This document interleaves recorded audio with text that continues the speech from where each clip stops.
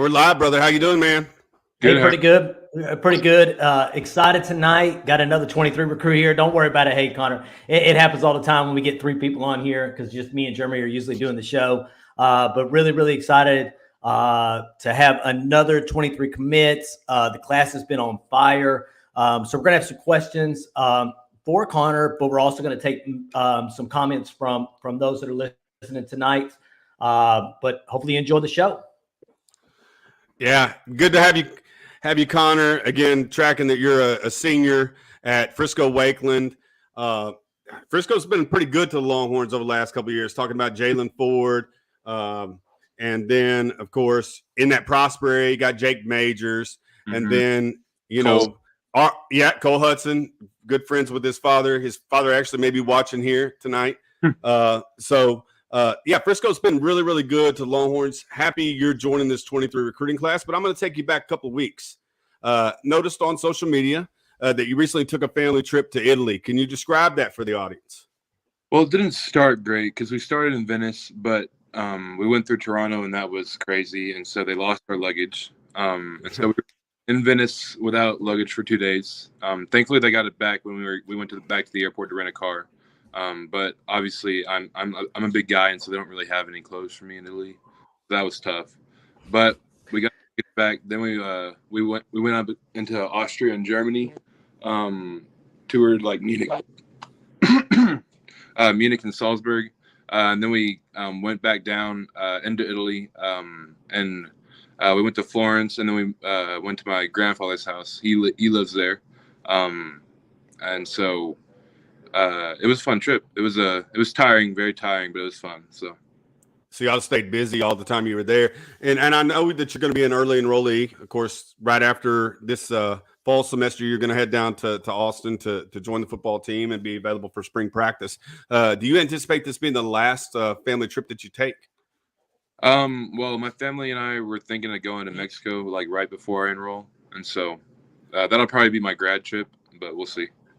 Very cool. Very cool. So your family likes to travel, and I dig it. Mm-hmm. All right. So Coach Flood has been able to bring, some big humans in the fold over the last couple of classes, both in the 22 and the 23 class. What is your relationship like with Coach Flood, and who is your host on those visits? Coach Flood has been with me from the beginning of this process. I mean, they were the first school to reach out even before I even when I was an unknown. And they were the first to offer me, obviously, but he's kept in constant contact this entire process. And he's just really good at building relationships. But for my host on the visits, on the official was Cole Hudson, but it really felt more like the whole freshman O-line class, because obviously we had four guys there at the same time, and so basically I was with the entire freshman O-line class the whole time. They were, all of them were there really, and so I got to know them a lot, and I like them a lot. So rumor has it, I'm going to go off topic because you mentioned the four guys that went. Rumor has it you were the first guy to commit out of that four, because that was a wild day. 4 commits back to back for the offensive line. So you knew, is it true that you knew when you got to Austin that you were going to go ahead and commit to the University of Texas, or how'd that go down? Well, so it's kind of a secret, but I committed on Friday. So I committed when I got there. I knew when I was driving down I was going to commit. So I got there, got to the hotel, sat down with the coach, committed, because I knew that would probably make the weekend more fun. And so, and then the rest of the weekend was just trying to convince these guys to come. And so, yeah. Who was the easiest out of the three to convince? Honestly, I think Flood did most of the legwork. But I think I knew Andre was going to commit. The one guy I was really surprised by was Jaden Chapman. He's quiet. He's a great kid. He's a little quiet, but he doesn't talk about his recruiting very much. And so I didn't really know. But Trevor, I think I knew he was going to flip, because I actually thrown track with him like in a couple meets. And so I knew his whole family went to Texas, and so he really loved it there. So it was kind of like a new, but yeah. All right, so I apologize, but I'm gonna ask you something else off script. Your parents are Texas A&M grads, is that correct? Yes, and I have an aunt and uncle who are Texas A&M grads too. How difficult is it going to be for them to wear burnt orange on Saturdays? Well, my parents they've already been wearing burnt orange. My aunt, I don't know if she ever will. I mean, my family's behind me, so they'll wear what they need to. Love it. So, hell yeah. So you're not hard to miss. And me and Clint were at the spring game. What? And you were there, if I'm not mistaken. What was that experience like? Your game day experience? I know it's not 100,000 folks, but what did you feel? Did you get a chance to walk down Bevo Boulevard? Did you get a chance to really feel what not a true game day experience is going to feel like, but what Saturdays are going to feel like in Austin? Well, I'm sure you know this, but I've been to games before. But I mean, even like I've seen games in Austin, but even seeing the spring game being that packed and that many people there and that many people ready to come see it was pretty cool too. Because I did walk down Bevo Boulevard, but it was really cool. There were a lot of people there. Yeah, there was a lot of people there for the spring game, and I think what it is that I think the excitement is there. I can tell you that me and Jeremy try our best to kind of keep the burnt orange glasses off most of the times when we do our shows, but it's hard when you cover this team and you kind of feel like the excitement with Steve Sarkisian and his coaching staff, what they're doing at the University of Texas. And I'm going to kind of skip a couple of questions, and we'll get back to those. Why Texas? It was.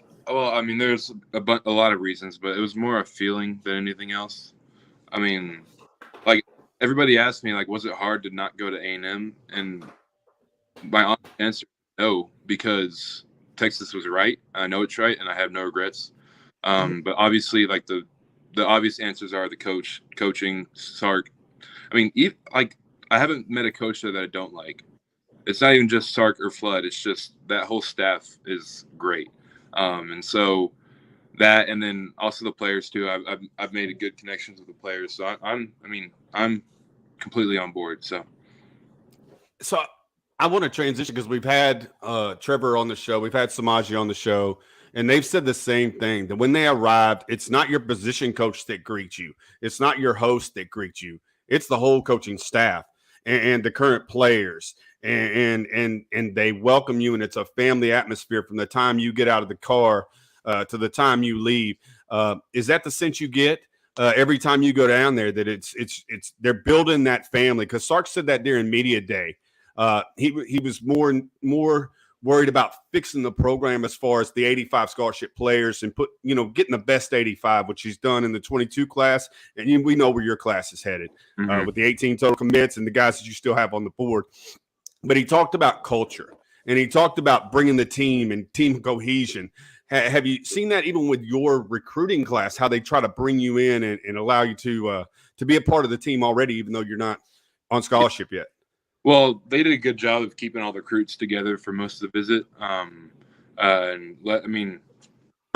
I got to know some of the commits too, like Samaje and I. We talked. We're friends now. But I mean, yeah, they're good at keeping everyone together and letting everybody know each other. And so they're good about that. They're good at building culture. Dig it. All right, so University of Texas is obviously known for their academics, and we always ask this question because we think it's absolutely important. What do you have a field of study that when you get to the University of Texas, you're already thinking about, or something that you're already prepared and ready to go? I'm thinking about business finance. And I already talked to the advisor about it, and I think it's the right move, but we'll see. Okay. So he's got a thought process of where he's going. So I'm going to ask you, it seems like every athlete that Texas brings in this 23 program is playing multiple sports. They're playing basketball with football. They're running track with football. You're a track and field guy. You're a thrower, and you also power lift. How do you think activities in those sports, or the things that those sports do to your body, correlate with football? How do you think it helps you on the football field? Well, I think powerlifting is obvious because it makes me stronger. But I mean, track, I don't know how much, like throwing in track, I don't know how much that translates to football, but it was really for fun, and it helped me. It still kept me doing something, and so it allowed me to still be in activity on top of my football workouts. So I mean, it was more of a hobby. Okay. All right. So last question we're going to ask, and then we'll get to some of the comments we hear. We do have some good questions that some of the listeners have already kind of put up there. What role has your family played in really the recruiting process? Well, they've been on board with like whatever I've thought the whole time. I mean, they have never tried to steer me in any direction. Like when I told them, I mean, honestly, even before I was thinking of even before I was going to tell them that my decision was Texas, they were like, I almost read my mind. They were like, all right, if you want to go to Texas, that's okay. You can do it this weekend. I was like, okay, then that's it. Like that was like basically the deciding point for me. And so they've been with me through it all. Even when they were still A&M fans, I guess they still are kind of. Like even before I started the process, like when I got that first Texas offer, they were all supportive. They were, I mean, they've been with me the whole time. So. All right, This you got is any other questions fantastic. you want to ask, Jeremy? No, I really appreciate his time and answering our questions. There's a lot of great comments, like Clint said. We know what kind of character. Like I said, we've had an opportunity to interview 3 of you guys so far, and just 3.75 GPA. We didn't talk about your GPA.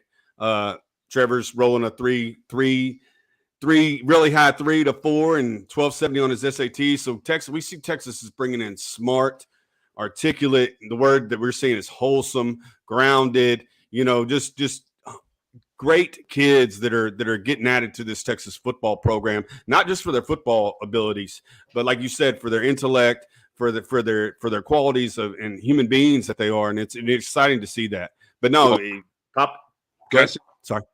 I think there were some real locker room problems before Sark came in. I think there were a lot of selfish guys in that locker room. And I think now Sark is getting rid of. I think he's already gotten rid of him, and now he's bringing in what he wants. He doesn't want the prima donnas. He wants the guys who are there to work. And so I think that's what he's aiming for. He's definitely getting it. You're a big guy, man. You're a big guy. So Scott Sheridan here, he said you have such a wholesome look about you. What does your nasty streak look like? That's a funny question. I mean, I love putting dudes on the ground. And then I know how much it would hurt for 350 pounds to land on them too. And so I do that too. I mean, and but what's more is I'm excited to play. I'm giddy to play. I'm giddy to make a statement this season. It's no longer about my recruiting process. It's about how good I can be this year. And I think I'm going to be really good this year. And so I'm ready to kill some dudes. So I can tell you that me and Jeremy, I have to travel to Dallas probably sometime around October. And Jeremy's going to be actually in San Antonio with me for a couple of months. But I think me and Jeremy are going to probably try to plan maybe a Thursday, Friday long weekend to actually get up to Dallas to see some football. And Frisco is definitely one of those places where, get up there and see some football, as well as we're originally from DeSoto on 35 there. So we'll get up there and see them as well. So I'm kind of putting together a plan of Dallas and what games we can see between a Friday and a Saturday. Kind of just threw that in Jeremy's lap just now. He didn't know that, but that's something that we're definitely going to get to one of these weekends up in Dallas to watch some football, and you'll definitely be one watching. So let me ask you a question about that. Suggestion for a game. Who's the best district game we should go see? What in that timeline, I guess. Who you got on the schedule? I would try I need to look at my schedule. I'll text y'all guys after. I would want a game at the Star, but I think the biggest game for us is going to be Lone Star because that's our rival. We've lost to them I don't know how many times now. I'm ready to finally beat them. And so I think that's going to be our one of our biggest games, or Reedy too. And so, I mean, either of those games, but also like a game in the Star is cool too. So, okay, yeah, we always like those recommendations for games to come see anybody who's committed to Texas wants us to come see. So T-Back wants to know what your bench is. Connor. So during during powerlifting season, I bench 405. And so I haven't maxed it in a while. I've been working it, but I don't know what it is right now. But and during powerlifting season, it was 405. Wow. Okay. All right. About 4 clints is what you're lifting up at one time. Yeah. So let's see what else we got here. Okay. So from Coach Ram here, what would you say is your biggest strength in your game right now? And what do you feel like you need to work on? So I think last year I knew my biggest strength was the run game. I was good at getting off the line and pushing dudes back. And I was still fairly new to the pass game. But I think I've worked a lot on that now, and I think I'm ready to come back this season with just everything. Because I know we're going to be probably passing more this season, and so I've been working a lot on that. So I watched the film, and we kind of talked about it before we came on live, Connor. And I shouted out 2 guys, and you told me what their paths where they've taken them. But I want to ask you how much you like it, because folks, if you haven't gone and watched this highlight film on Huddle, please spend the time to do that. But he has a technique, and I don't want to give your tricks away or your secrets away, Connor. But if somebody wants to take an inside move on you on a pass rush, that I could tell them, describe it, please. I mean, basically, what I like to do is, or at least even what my coaches taught me, is to turn it into a run block and just drive them into the line of scrimmage. And so that's what I try to do. Sometimes it doesn't work out, but and if a guy goes on the inside on a run play, that's like hallelujah, my favorite block. Not because it's easy, but I mean it's like that's how I really. I mean, I've heard a lot of dudes doing that, and so, but just, I mean, now I've actually learned to like the outside move as well, because it lets me create more space for my quarterback. But I mean, inside move is classic. So, and it's easy for him. If I could describe it myself real quick. So what ends up happening is defensive end takes an inside rush, right? And what Connor does is he just takes a subtle step in and he drives them into the center's lap. So if the center hasn't backed up off the line of scrimmage fast enough to take care of his guy, whether it's a 3 or a nose, then he ends up sitting on the center because Connor will literally push him down the line of scrimmage on the ground in front of the center. Is that a pretty good description? Yeah. And it happens every time. And so I'm like, dude's got to learn. Dude's got to learn to diversify because it happens every single play. So y'all go check out his Huddle film. You'll see it probably on the first play, and it'll continue all through the tape. All right. So from David Williams, I wish he's talking about. He wish he would have got to the broadcast sooner. But offensive linemen usually focus on strength training. He would like to know what you do or how much you run, or how much you run, I guess, to stay in shape. So like right now we're doing summer conditioning, like strength conditioning at school, and so we do sprints there, we do sled work there, but also I try and make a point of usually every day doing some sort of either distance running or sprinting. Like I'm trying to get more used to this heat, so I've been starting doing just distance runs in the middle of the day. That's hard, obviously, but also like when I'm trying to do hundreds, I try to work in like 20s and 40s because I know I'm going to sprint as an offensive lineman. I'm going to move in short distances, and so I just try to get everything. And that's where I would think powerlifting would help with the explosion.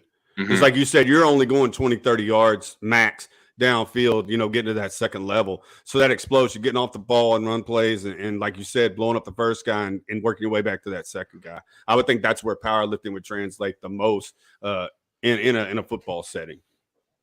All right, at Sports Talk Center on Twitter, he has a question for you. He said, when I watch your film, I notice your wide base is pass pro, ability to absorb bull rushes and dominating kids at the second level. To you, what is the most important part to playing offensive line? I think thinking on the fly. You can't get set on one thing and then just keep doing it. Because what if like the way I used to think before I actually really started learning the game is the coach would put me on a guy. I'd be told what to block when, and then If he like left or did a stunt, I'd be like, what do I do now? But then what I've learned now is that I have to know everything for every single outcome. And so, and I'm also able to teach my younger guys that are playing with me like what they need to do too. And so it's all about it's not even physical part; it's the mental part. I think is probably one of the most important parts. And so counter moves, right? So you're talking about a guy who you're setting up for, like, let's just say he takes an inside rush, or he bull rushes, or he swims, or he does different things. Is it more in the feet then that helps you with the counters? Like you said, you don't get too far over your feet, get off balance, so it allows you to then manipulate your body to fight that counter technique. So feet are probably the most important thing when working against moves, basically, because if your feet don't get there, then you're beat. And so you got to get your feet there. But also, well, you can't. Biggest thing I've learned is you always have to stay balanced. If you're balanced, you're good. If you're not, you're beat. Right. Also, I think hands play a really important role. If you don't get a punch on that guy, I've seen a little bit. Like I've done this at camps where I have good feet and then my punch doesn't land, and then I get beat because if I don't shock him with that first punch, I can't like keep him where I want him, and so. And we saw this the other day. I got one more because we saw this the other day with Coach Choice and the running backs. He was going through with Keelan Robinson about that punch and getting your feet underneath you and giving a solid punch. Because, like you said, if you slip off and you don't make good contact, then the guy could go either way. And like you said, you end up being off balance and don't use good technique. So, absolutely, 100% agree with the footwork and, like you said, getting that first punch on him, to knock him off balance or get the upper hand. Mm-hmm. All right, talk about nasty here. Scooter Lannister, recent offensive lines haven't responded when defense have taken cheap shots at the quarterback. How will you and your crew handle that in the future? Well, it's funny. So one of my teachers at Wakeland is like a UT super fan. And so he's actually hit up on that with me. Like, I won't repeat what he said because it was a little bull.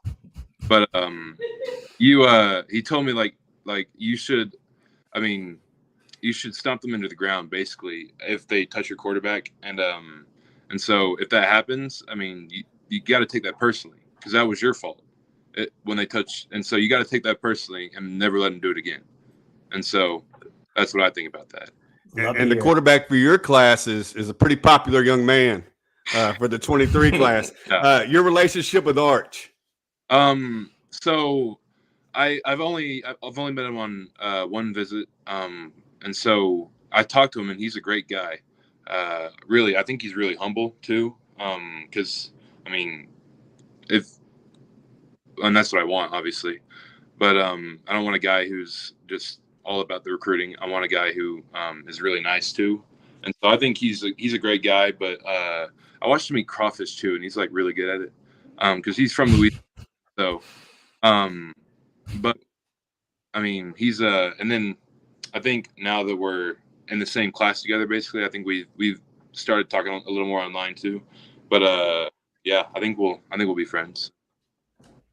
All right. So another question here: are there any NFL offensive linemen that you pattern your game after? Also, are there any relatively recent Texas offensive linemen that you were impressed with?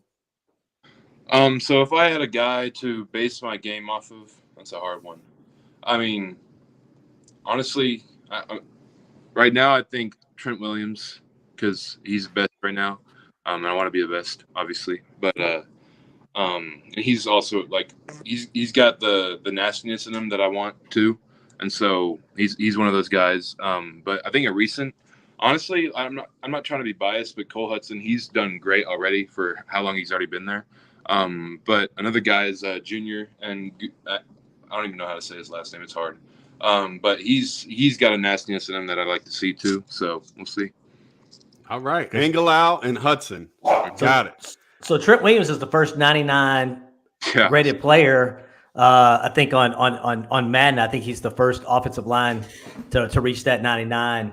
And I just seen a whole bunch of information on Twitter. I'm not much of a Madden player, but I did see it. I think he's the first offensive lineman to reach that 99. I have one more guy to add, actually. Go ahead. Jake Majors. I think he's going to get drafted too. He's he's obviously going to start next year. But like I've seen him a little too, and so he's. I don't want to leave him out. In majors, we got to ask this question. I don't remember if it was on a live or on social, but he has an opportunity to start for 5 years, Jake Majors, and that's rare. And like I said, he comes out of your neck of the woods up there in Prosper, right down the street. But yeah, very impressive. And I don't see no reason why he can't start for Texas as long as he's on the 40 acres. Oh yeah, I mean that's just like, yeah. I'm excited to see how he plays this season. So I tell people all the time, if he plays 5 years, that's good. But if you can get him drafted faster, it's even better. Yeah. Because it means that you're showing some kind of development in the program when it comes to that. So I have one question for you. So when you sit down with Kyle Flood, and I'm assuming he probably watches your tape and then he shows you tape of other guys that he's probably coached at, Texas, and probably brings up, Alabama tape, I'm assuming, because he had a bunch of guys that went to the NFL from his time at Alabama. What are some of the things you actually go over with Coach Flood? Well, sometimes we go over their offense, like actually, the thing we go most over is the drills he runs and get him ready to play.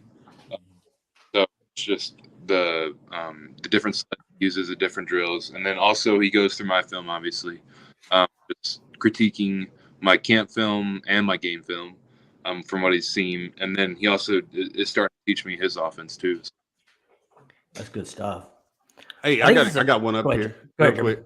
Mm-hmm. So Scott Sheridan, because everybody has bad days, right? Bad practice days, bad reps. How will you handle a bad day at the office? Let's just say a rep. What is your bounce back? Usually to get angry. Obviously I've had bad practice days. Ours is in the morning, like really early morning, and so sometimes I'm not in the right state of mind. But I wanna make sure I come back that the next day even better. And so especially in a game, the days turn into plays where it's like if I have a bad play, I can't let that affect me. If I do, then I'll have multiple bad plays. And so I come back and make sure I don't make that same mistake. Absolutely. Yeah, resiliency is a big deal because you're, like you said, at this level, you're playing against good football players. And somebody asked, you may not know them by name, you may know them by position or number or team, but who's your toughest opponent? Who's the toughest defensive end you're going to match up with this year? Oh, this year? Let me think. Well, actually, so we're playing Sherman. I know they have a good sophomore D in there.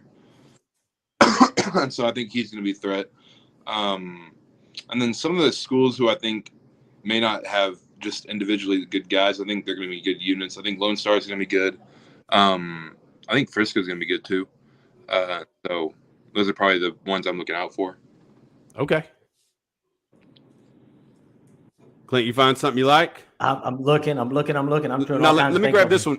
Okay, let me grab this one from Gamers Life real quick. What recruits, and we're not going to ask you to name any names because we're not going to ask you for any intel. We don't do that here. But the guys that are currently, have Texas in their top 5 and this and that.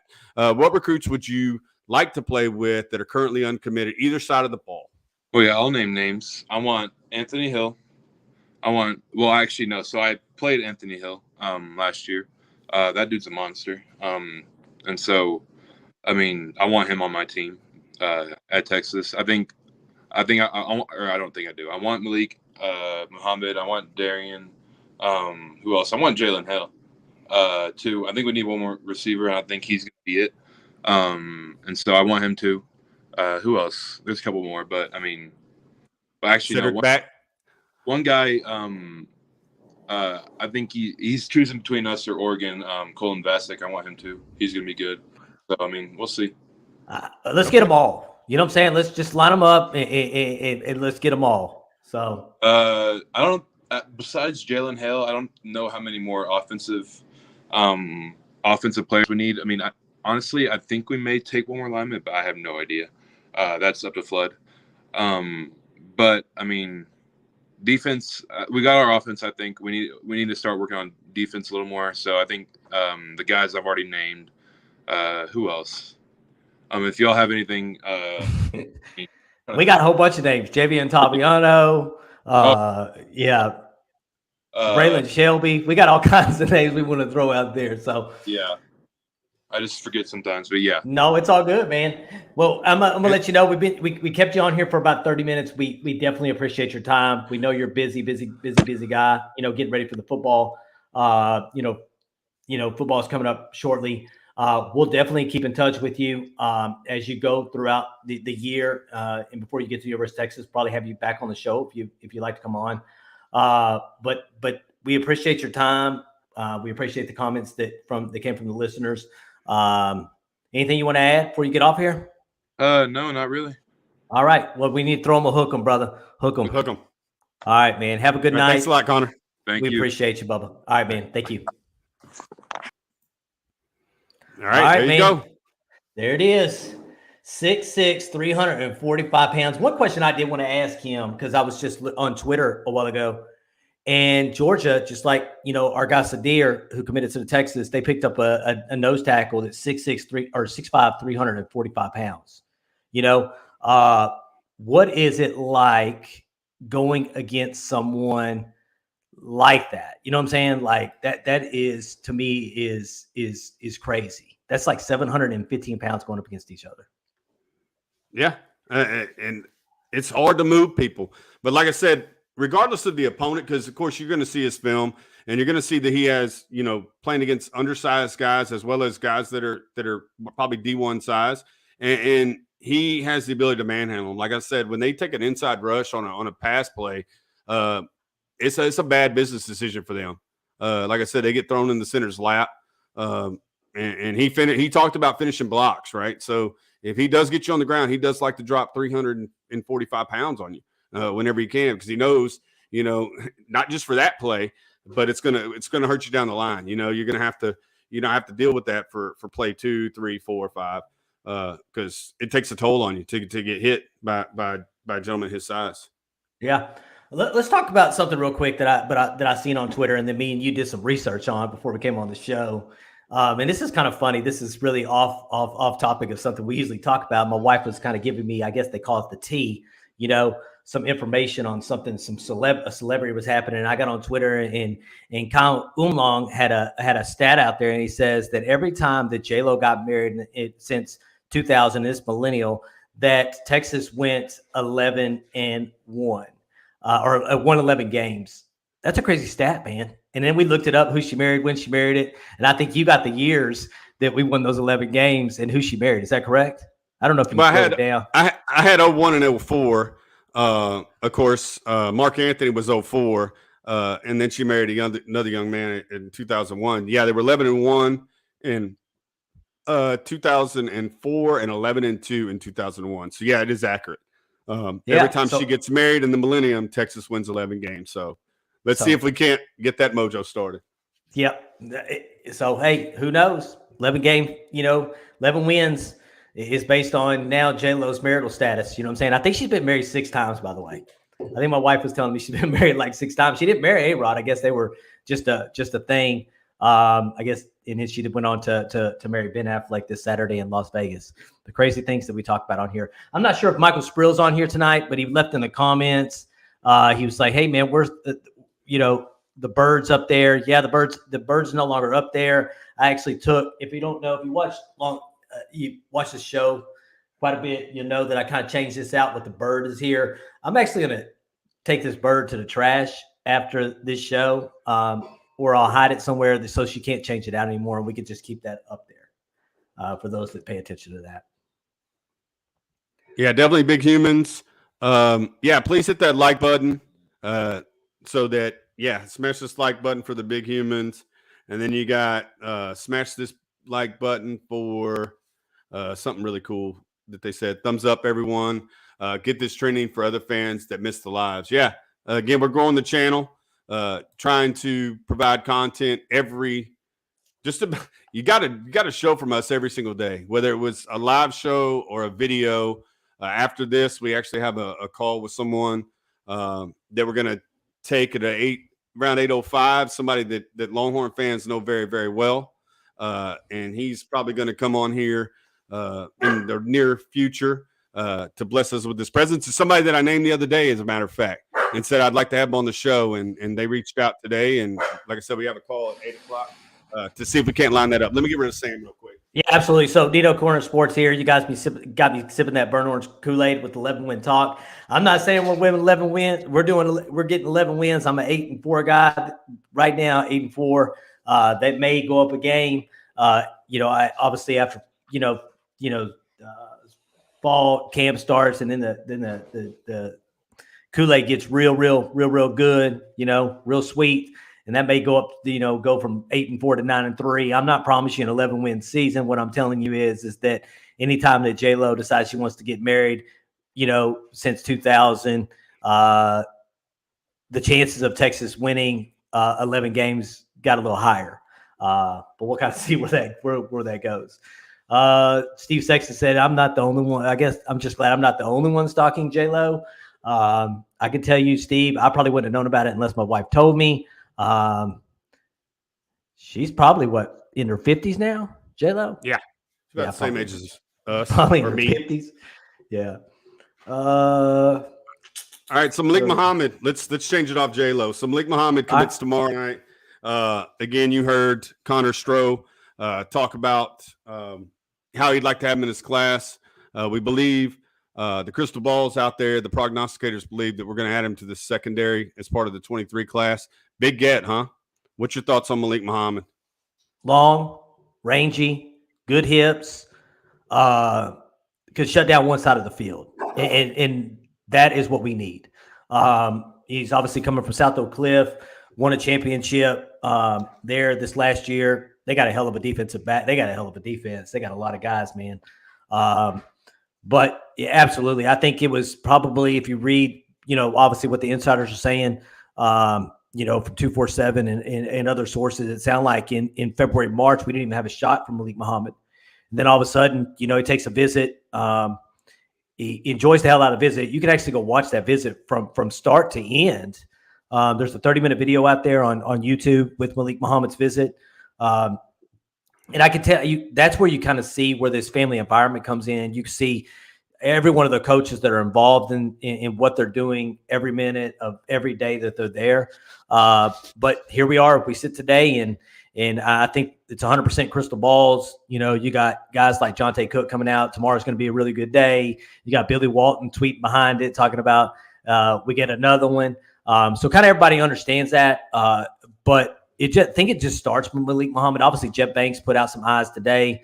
I think Jeff Banks is the lead recruiter for Malik Muhammad, and I think when he puts out those put those eyeballs emoji and then the hook 'em emoji, I think it's always on guys that he is the lead recruiter for.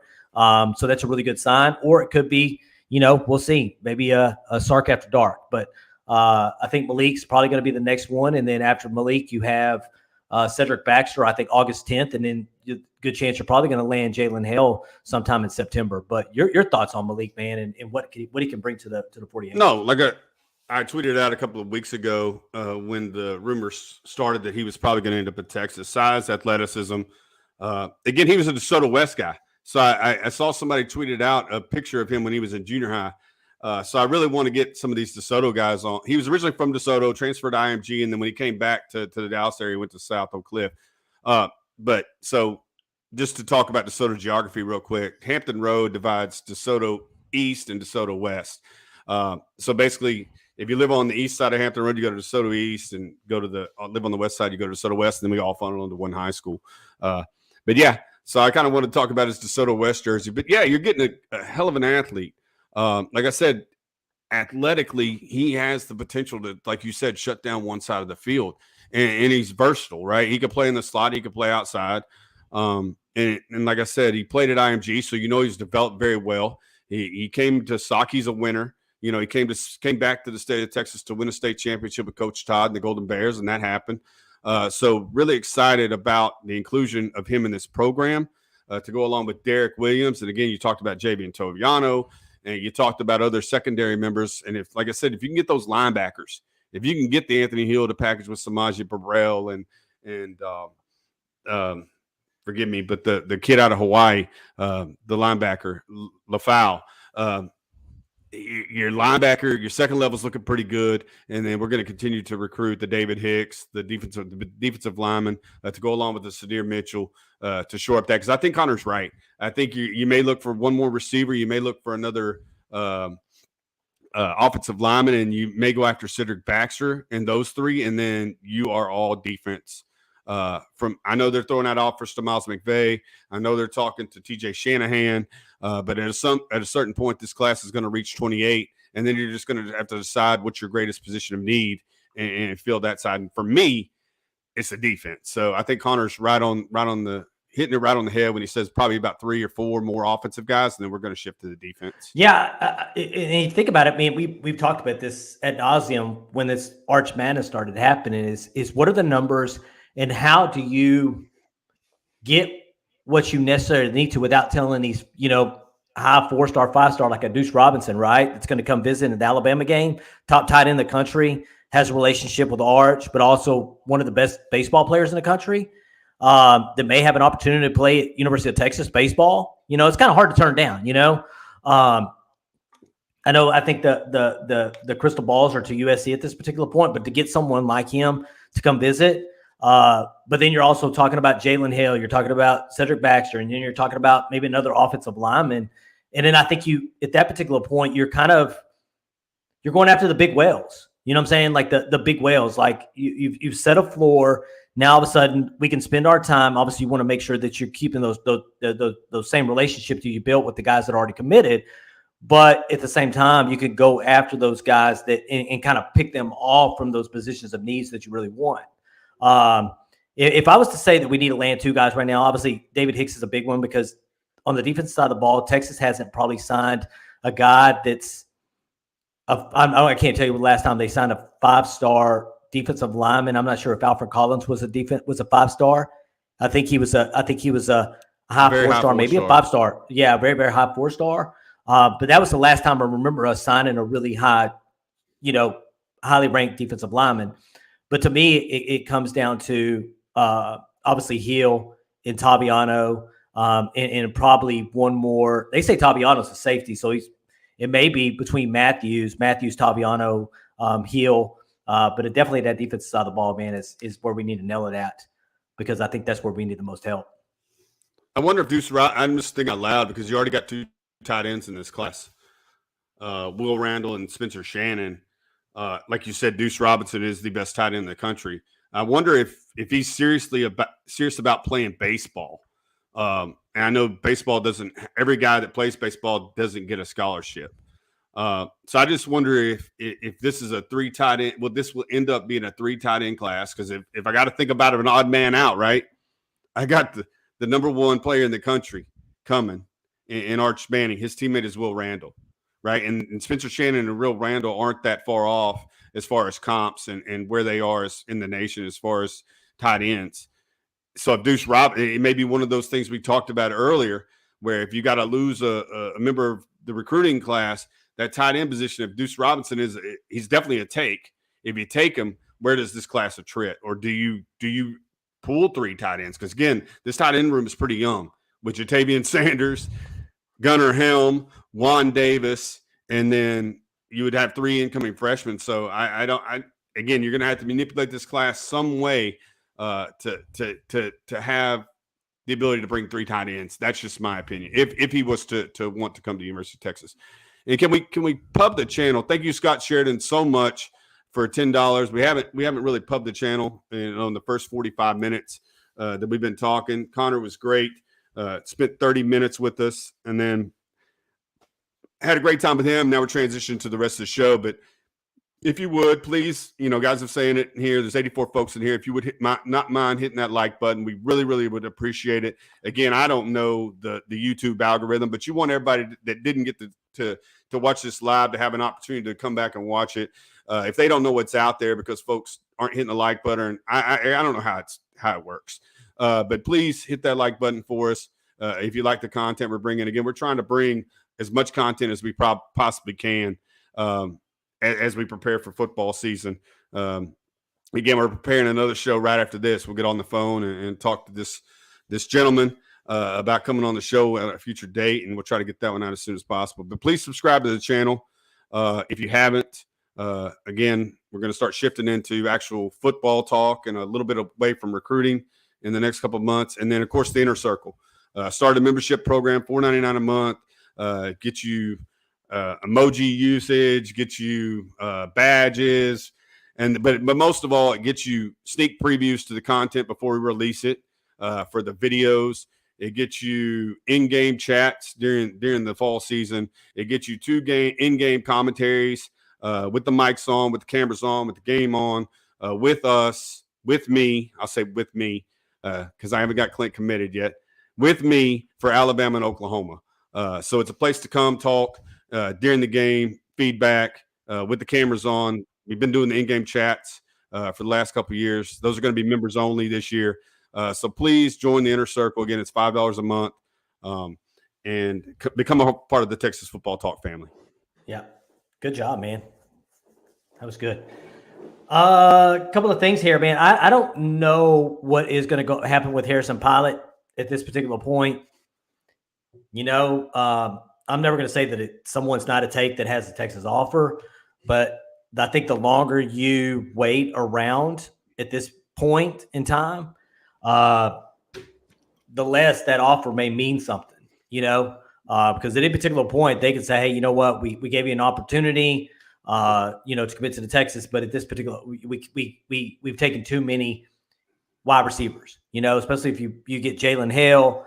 I just don't see them taking another wide receiver. If you get Jalen Hale, there's no reason to get another wide receiver because I think you hit exactly what you needed to hit in your four guys that you brought on between Cook, Niblett, Hale, and Jonah Wilson. Trying to think of it. Wilson. Yeah. You're not going to take five receivers in this class. Hell, Sarkisian's not going to run five wide receivers out there probably in a game. So, and I think when he said we had 19 wide receivers on board when he came in, which is way too many. So, yeah, and that's when you started seeing the wide receiver room attrit and started recruiting his big, and started focusing on the trenches, bringing those big humans into the program. Stock Sheridan, don't get yourself in trouble, man. My wife is yelling at me because I'm making us late for dinner. I keep listening and laugh out loud. We appreciate it. Just don't get yourself in trouble, okay? And you can always watch the rest of it tomorrow. And this is real. I mean, when Connor was listening to guys that he wanted to play with, you know, it's always going to be like when me and Clint start listening to the position group of wide receiver. You know, there's a bunch of them, so you're going to miss somebody. You're not going to say somebody's name, but obviously he thinks David Hicks would be a great addition to this program, and would want him on his team. And yeah, he's game changers on defense to me right now are those three. It would be Malik Muhammad. For the guys that we know we're in that top 3, 4, 5, 4. It would be David Hicks, Anthony Hill, and Malik Muhammad. For me, those top three. Because you got a shutdown corner, sideline to sideline linebacker, and somebody who can make hay on the defensive line. Yeah, it's what you have to have. You know, Nick Saban said it to bed. He said it, you know, I think he said it today. But, you know, cornerbacks is what makes your defense. Right, cornerbacks is what makes your defense. And if you don't have cornerbacks that can shut down, you know, play man on man, you know, up on the line, cutting off half the field, you're going to have a hard time stopping offenses. You know, so to me, what we need is to bring in again. I don't think they're labeled as safeties or cornerbacks or nickels or any of that stuff. I think you're bringing in athletes that can play multiple positions, and then you play the best five guys, you know, in the secondary, regardless if they were a cornerback or safety, you know, and I you can play in space. I think and I'm going to disagree with David for once. I think because Greathouse committed to Notre Dame, Petway committed to OU, I think there will remain a place for Harrison Pilot. Texas legitimately got only one receiver. I think you got to count Jai Hall, and I think you got to count Isaiah Nair in that group because they're underclassmen. I mean, they're going to be around here for a while. Yeah, Tariq Milton is a senior. He's going to play 1 year and he's going to leave. But I think you got to count Jai Hall, at least Jai Hall, in that 22 class, because again he's a redshirt freshman, you know, and he's got years of eligibility left. So I think you got to count them as part of that 22 class. Yeah, I'm with you. I just don't see them take. Maybe wrong here, and we'll eat our words, but I just don't see them, you know, taking 5 wide receivers in this class. but who knows? They may decide they want to take 30 players and grab all they can, and but we'll kind of see where that goes. Trying to go up here, man. I'm scrolling here. Max Snell said that Malcolm Brown was the last 5-star defensive lineman. There haven't been very many. We got a bunch of, high 4-star guys, mid 4-star guys currently in that last class. I think they hit 8, I think is what the number was, 8 defensive linemen in that last class. But it's all about Bo Davis and development. So hang on, I got one. Okay, go ahead. So I want the defense to get to the point where they give up 17 points per game or less, but that offense is good enough, 24 points. You limit your opponent to 24 points per game in all 12 games, you got a pretty good, decent shot playing for a Big 12 championship. Now, I'll take 17 and give myself a little bit of buffer, but I think if you score 24 points, again, they scored 26 points in their losses, average 26 points a game. They average 44 in their wins. I think they'll score more than 24 points in every football game this year, and that includes Alabama. So you hold them to 24, and I think you win the preponderance of your football games. I'll never say a team's going to go undefeated or 11-1, but I say now, like I say, the lower the better, gives you more of a buffer. But I think if they hold teams to 24 points, they'll put themselves in a position to win every ball game this year. Yeah, you're 100% correct, man. To me, it's not so much about the points. It is about points, but again, to me, if you could cut it in half, you go from 100 to 50th, and you have a 50th ranked defense in the country. More than likely, the yards you're giving up is a lot less. The rush yards you're giving up is a lot less, and the points are a lot less. Give me a defense that hovers around 50th in the country, and you got a damn good shot of winning every football game that you play this year. And I'm going to spoil who we're going to get on the phone with in probably the next 15 minutes, and it's Roderick Babers. Rod Babers hosts the Longhorn Blitz, hosts the show 3 to 7 on 104.9 The Horn, because I want to ask Rod. Rod has a lot of theories, and I said this the other day. I'm getting my wish. I said, they asked us who would we like to interview, and I said one of the guys I'd like to interview is Rod Babers. Well, he hit us up. And Rod has, when he got the opportunity to interview Sark on Media Day, he talked a lot about empty formations, 2-back sets. I want to ask him his analysis on this defense. Where does he see us having to go to stop this 5 yards per carry? What things does he see that we can do? Because he studies film like a madman and studies stats like a madman. So I'm interested to hear him talk about how this defense is going to improve. So, again, we're getting on the phone with him probably in the next 15 minutes to talk about him coming on the show. But that's where I really want to pick his brain. Is I know what the numbers say as far as how successful we are when we run 2 backs. I know how successful we are when we go running empty. But I want him to tell me how this defense gets better, and I know he has the answer. So we're going to get him on. Don't know if it's going to be. We're going to finalize that in probably the next 15 minutes. But we're going to have Rod Babers on the show. Yeah. So at Sport Talk Center on Twitter, this season is shaping to cause heart attacks. I can't do that. I cannot do that. No 48, 45 games on deck this season. We need to put a distance between what we're scoring and what we're giving up. I don't want to go into every fourth quarter thinking that I'm sitting here, about to have a stroke because my blood pressure is off the charts. Definitely don't want to be there this year. Good evening, Candace Queen B. Welcome to the show. She is in here tonight. Can I throw this one up real quick? Yep. Let me throw this one up real quick. And I totally agree. Iowa State, I think you're forgetting one, Richard. Iowa State and Arkansas were blowouts. We put ourselves in position to win every game except Arkansas last year, and I'm going to insert Iowa State. Let's take that next step and not talking about being in position, but winning even at close games. And, again, that's why they overhauled this roster. Connor kind of talked about it, and that's crazy that a 23 commit comes in and talks about how Sark had to clean house. It sounds like he's hearing stuff on his visits that what their intent is, like I say, with their roster as far as football players and the kind of guys they want to have in this program. And they want to have guys that are smart, articulate, well-behaved, but can also be nasty on Saturdays. And like you said, finish blocks and drive people into the dirt. But I'm excited about that as well. But again, if you go listen to, because I'm going to lie to you, the damn the Longhorn media turned the damn SEC media day into to Longhorn Day with all the questions they were asking about us coming to the SEC, and then asking Saban about because the biggest thing was when Sark did his media day last week, you can tell he was genuinely and humbly, and I thought he was going to come to tears, by the way, how he was treated by Saban, and Saban giving him an opportunity to come coach for him. And they asked him today, he's like, I'm not sure if they asked Saban today, I'm not sure if you've seen that interview or if you've seen that press conference last week by Sarkisian. And Saban said he did. And they asked him your thoughts about Sarkisian. And you can tell that Saban, the GOAT, the guy that wins all these national championships, and it's not just coach speak. I truly believe he thinks that Sarkisian is the right guy for Texas. And I think that comes back to, Saban saying that, he's a people person, one, but he's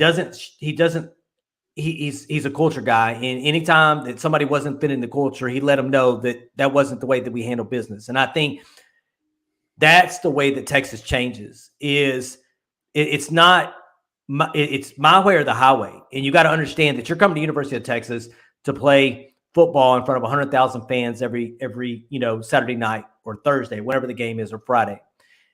But it's absolutely important for these guys to understand it's either my way or the highway. And if you don't like the way that we're conducting business here, you can pack your belongings up and you can move on to the next program. And I think that's the way that Saban has been able to handle his culture through winning championships. You know what allows you to do that, though, is that second teamer is just as good as that first teamer. That having good football players, and it's different in the NFL.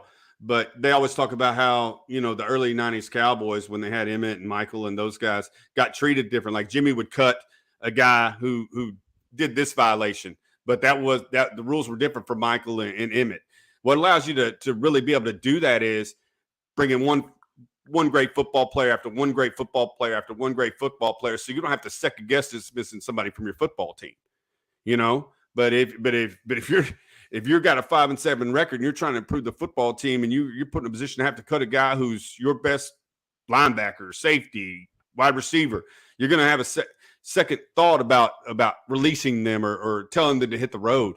But what allows you to do that is bringing, like you said, those character guys in there, those guys that work hard. Again, I'll preface a video that I saw with Alabama guys, with Amari Cooper and Julio Jones, and said, yeah, we might be the best two receivers on this football team as far as catching the football and making plays. But if we don't block, we don't play. Like you said, accountable to your teammates, accountable to the university, and accountable to the opportunity that you have to play in front of 100,000 people on Saturdays. Yeah. It's good to hear that, man. It's good to hear that, man. I'm telling you, I think every interview he did today, at some particular point, it was about Sarkisian and having to play Sarkisian, Alabama playing Texas, at Texas. And again, coach speak is one thing, obviously you're going to tell your team, this is going to be tough. This is going to be tough. This is going to be tough. But he's going to have his guys prepared to play, obviously, when they come here to Texas. But, I think you're right, Jeremy. I think we're able to put up points against them. I think we're going to be able to put points against them. Is how does our defense stop, their offense and the weapons that they currently have. Is kind of where it's going to be at. And David kind of talked about it. I talked about 41 in wins and 26 in losses, but the average points that we scored was 31 if you take it all and put it together. If Texas can average 24 points per game on defense, that'd be optimal. Again, I don't think you have to hold them 17. I think if 24 is that number. I think the offense will likely average close to 42 this upcoming season. Again, like we talked about in the last show, just improvement. They were 99th in the country, and we got our Pro Football Focus subscription fired back up. And there's this thing called a havoc rate, and a thing called what I tell you it was basically what it's telling you is the analysis says that Texas only put pressure on the quarterback 20% of the time, and they only wreaked havoc, which is another term that PFF uses, 10% of the time. So again, if you can and only got 20 sacks in 12 games, so if you can get more production out of that defense, again, I'm not asking you to go from 99 to 3. I'm asking you to go from 99 to in that 25 to 50 range. If you can improve like that, and Kwiatkowski gives up yards, we understand that, but it's the points, right? You gotta bend, don't break. If you got to give up field goals, you got to play complimentary football. If we score 7, let's limit them to 3 because the next time we score, it's 14-3. Now you got a 2-possession game. So not asking for, like I say, a top 10 defense, but just improvement and create havoc on the quarterback. Create those pressures. Put them on their tails. You know, like I said, we should be averaging like 50 sacks is 4 per game, right? 4 per game. Can we get to the quarterback once a quarter? Can we get to the quarterback 36 times? I don't know, but it's got to be better than 20, and it's got to be better than 5 yards per rush, and it's got to be better than putting the pressure on the quarterback one time every 5 times he drops back. And I'm talking about pressure's not really that to get a pressure in PFF means you're within a couple of yards of the quarterback. You're making him, get off his out of his drop, making him move, making him go to his second read or progression. So just subtle improvement. And I think like I said, that 24 number is a magic number for me, and that's what I'll be watching when the season starts off. Yeah, I think the red area is important to talk about because I think last year we had the highest rate, like the offensive side of the ball had the best red zone conversion in the country at like 99.3%. So it's not a problem us scoring in the red zone, but it also wasn't a problem. And I'd have to go back and look at this number, and that'll tell you how many big plays you gave up, especially in the run game. Is I think our red zone conversion on the defense side of the ball was fairly good. I think when they got down in the red zone, you were giving up, 3 points versus that 7 points. And I'd have to go back and look at that, but I think it was pretty good. I think a lot of the issues were explosive plays, which would have been outside of that red zone. Yeah, I'd have to go back and look at it. I'd have to go back and look at it, but I think that's kind of where we're at. But it has to be. You know what I mean? Like I said, yards are something, but what wins and loses ball games is scoring points. Yep. So if you are going to give up yards, when you get down there, you got to tighten it up. You got to play that bend don't break, and you got to hold them to 3. Keep that third down conversion rate, keep that red zone rate down, and I think you put yourself in a good position to win a lot of ball games if you hold the opponent to 24. But we'll talk more about that when we start our defensive previews and how we're going to get there. But yeah, real excited to talk to Rod this evening and see if we can get him on the show to talk about philosophies. Absolutely. All right. So we're gonna go ahead and exit stage left tonight. We appreciate everybody watching. Please hit that like button if you have not hit that like button. Again, we have the new Inner Circle, $4.99 a month. If you go in there and hit join, it'll kind of go through everything that's going to be offered under that. And then please hit that subscribe button if you have not hit that subscribe button. By the way, bird is the word. Michael, I got it here on the desk. I've actually taken it down. It was up here. I have to tell her she can't put it up there anymore. So, but we'll have the bird on the desk maybe every show. So if you're in here and you say bird, Michael, I may put it up there. But we appreciate you listening. As always, you can find us on Facebook at Texas Football Talk, on Instagram at Texas Football Talk, and on Twitter at TX Football Talk. We appreciate y'all listening as always. Y'all have a wonderful evening and hook 'em. Hook 'em.